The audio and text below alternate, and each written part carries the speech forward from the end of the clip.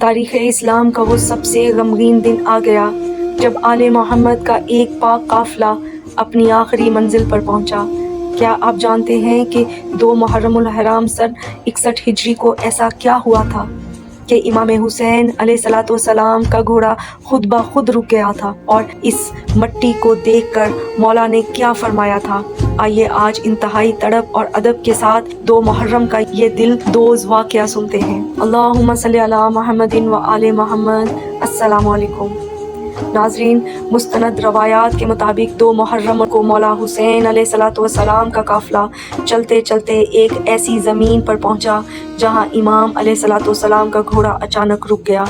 آپ نے دوسرا گھوڑا بلایا لیکن وہ بھی آگے نہ بڑھا۔ آپ نے 7 گھوڑے بدلے مگر کوئی گھوڑا ایک قدم بھی آگے نہ بڑھا۔ امام عالی مقام سمجھ گئے کہ سفر ختم ہو چکا ہے۔ آپ نے وہاں موجود لوگوں سے پوچھا، اس زمین کا نام کیا ہے؟ تب ایک بوڑھے شخص نے آگے بڑھ کر عرض کیا، مولا اسے کربلا کہتے ہیں۔ لفظ کربلا سننا تھا کہ مولا حسین علیہ السلام کی آنکھوں سے آنسو جاری ہو گئے۔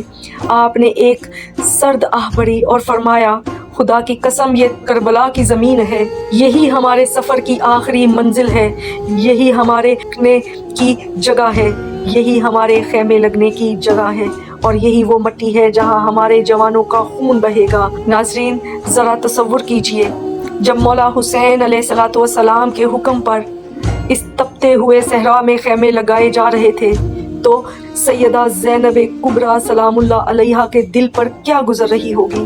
وہ پاک بیبیاں جو مدینہ کے آرام و آسائش چھوڑ کر آئی تھیں، آج 2 محرم کو کربلا کی اس تپتی ریت پر خیمہ نشین ہو رہی تھیں، جہاں صرف چند دن بعد پیاس، بھوک اور شہادت کا بازار گرم ہونا تھا۔ آج 2 محرم کا یہ دن ہمیں مولا حسین علیہ السلام کی اس عظیم قربانی کی یاد دلاتا ہے جو انہوں نے دین اسلام کے لیے دی۔ اللہم صلی علی محمد و آل محمد۔